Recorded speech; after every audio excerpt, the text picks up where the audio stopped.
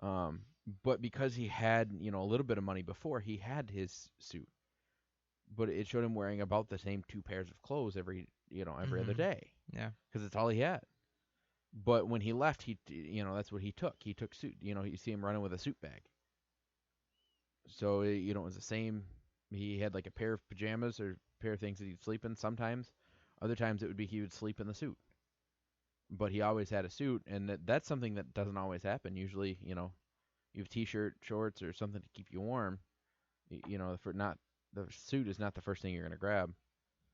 So I recently, I was telling you that I started one of the NBC shows, This Is Us, yes, and there was actually an episode where essentially one of the characters, his name's Randall, he gets in touch with his biological father. So he never met him before, and he ends up taking him into his house. And Randall, he's a very successful black man. He lives in a very rich neighborhood, largely white, right, and his father, he used to be a drug addict, so he's gone clean for a while. And what ended up happening was he was just going out for like a morning walk. So he's like this old right, guy, and the neighbors end up calling like some sort of like security or cop or something on him, citing suspicious activity.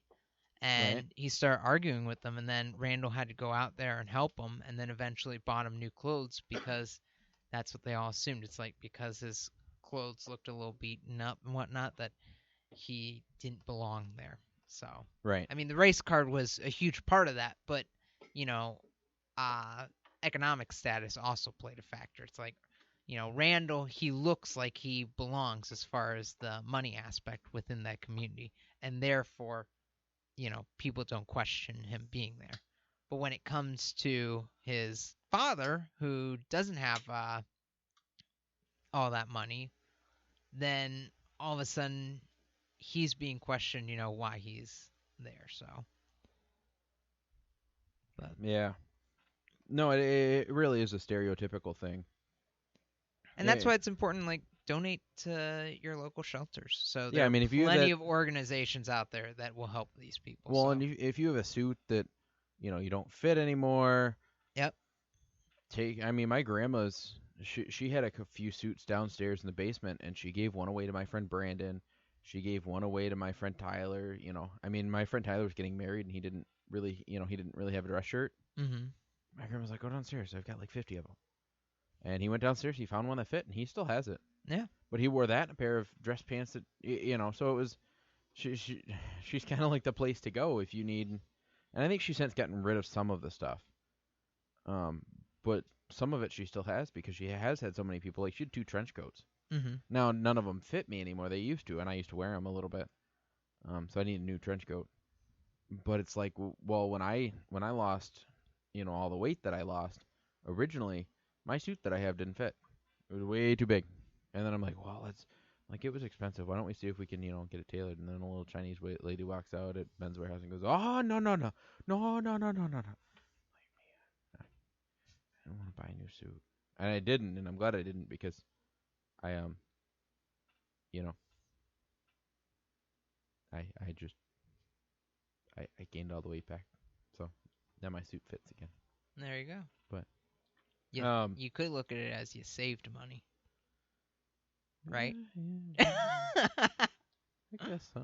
Yeah. Anyway. Look at the positives, Aaron. Look at the positives. All right. There's more negatives than there's positives. Okay, we'll go with that. All right. Is it time for the next story? No. No. Because I do have one more thing to say. Okay.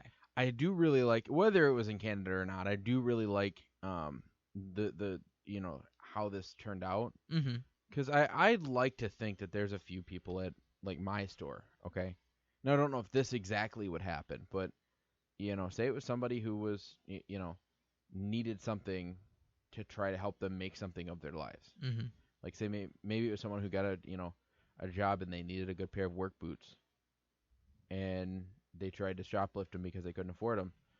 I would like to think that somebody in my store would just buy them and give them to that person if they were caught, especially one of the loss prevention people, because they're all very nice Mhm. and they're all very understanding. And it's the because there's that kind of people who shoplift, but then there's the other kind who are, there's kids who are juvenile.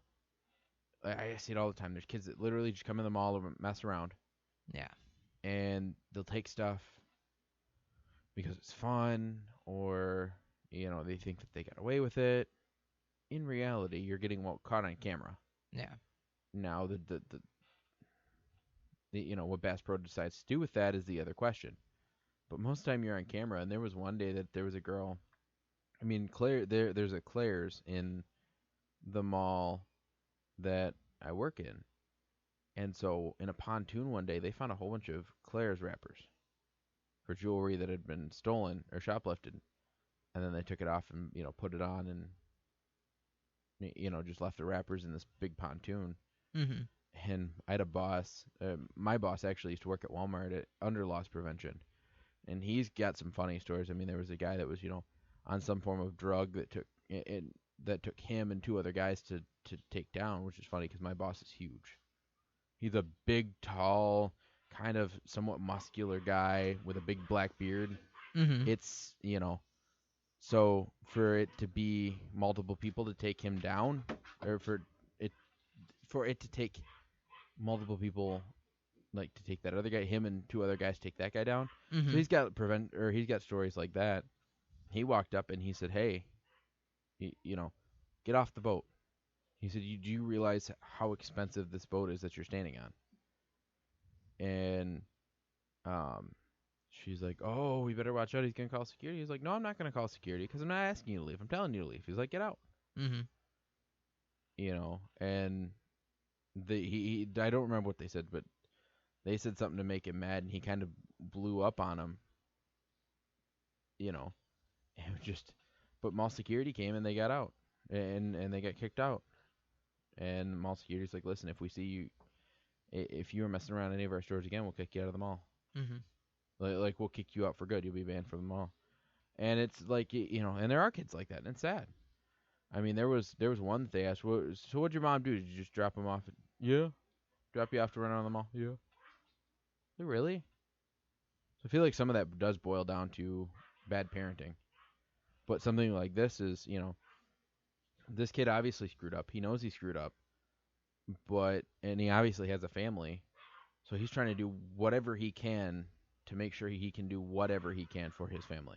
Mhm. And I feel like that's very respectable versus a lot of the kids that take everything for granted that we have that, do shoplift just because they can. So, And one more thing, I guess going a little off track, but still your story here. I think it's also commendable that it was, a law enforcement that did this. Especially now, I guess in the time where we hear about Black Lives Matter and abuse from the police brutality and stuff. Like, there's serious issues within our police forces, and I guess not to go so much into that, but as far as are cops good or bad, but more public perception has always been that the law enforcement's duty is to bust bad guys. right. And that is true. That is a part of it. But another large part of it is, being understanding, being helpful to people. It's not, just about um, shooting people and, chasing, going into car chases and stuff, hearing, those siren lights. It's just keeping people safe, making sure everything's okay. So there's a lot of patience that Well, goes in the job that I think and it's also gets being a role overlooked. model. Yeah. Being a role model is a big part of it. There's a lot of people, like I have a few friends that are cops, and I feel like that they were kind of role models to me in a way. I mean, they were the older scouts because a lot of them I know from scouts. They were the older scouts that I looked up to. I wanted to hang out with, and my one friend, he's now a cop. He's got a wife, he's got a kid, and he's got a nice house. His dad's a really good friend of mine. I hang out with his dad all the time, and his dad was a role model of mine too. So it's one of those where it's they have to be role models as well. There's a friend of mine that's trying to be a cop who can shoot better than everyone else, than anyone I know. He knows a lot about laws and things like that, and he's very compassionate. He's been the kid that everybody looks at and goes, he's weird. He's been that person. Hmm. He's been to the point where he barely makes anything, barely makes ends meet.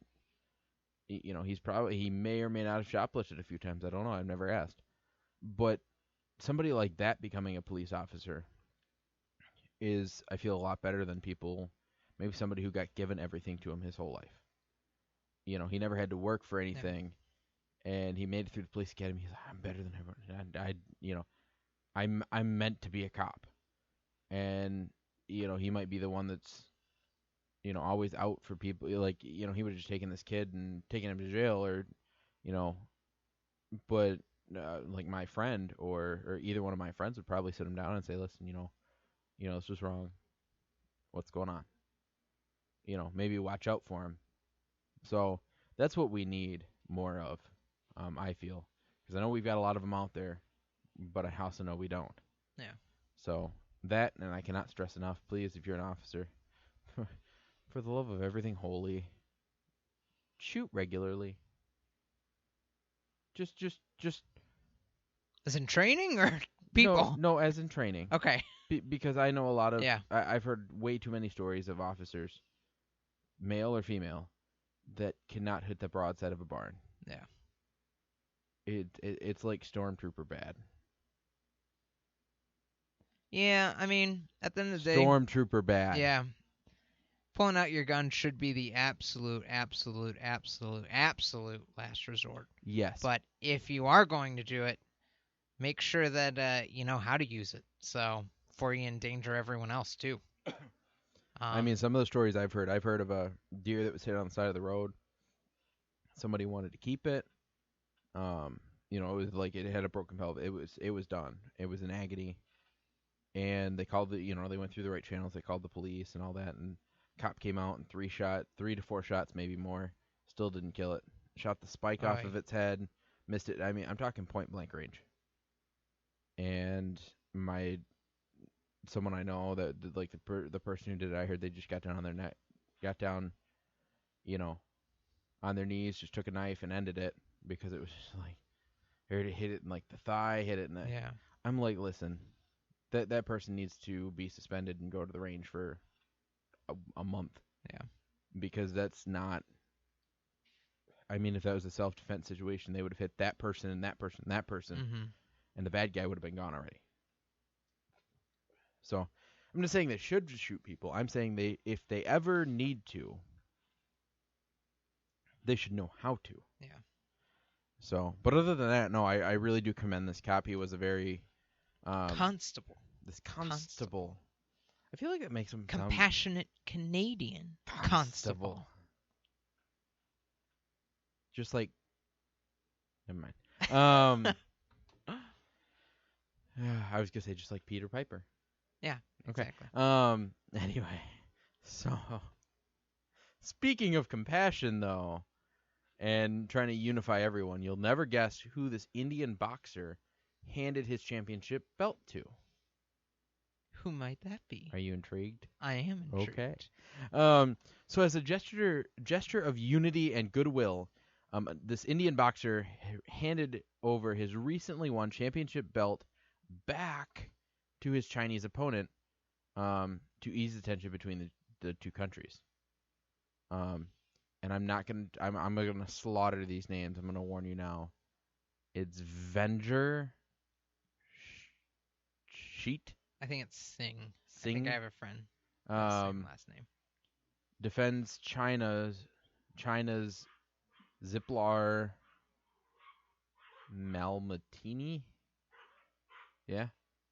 Oh, I have no idea. I'd botch him too. So. In a 10-round fight at the National Sports Club of India on Sunday night, when he won by the judges' unanimous decision.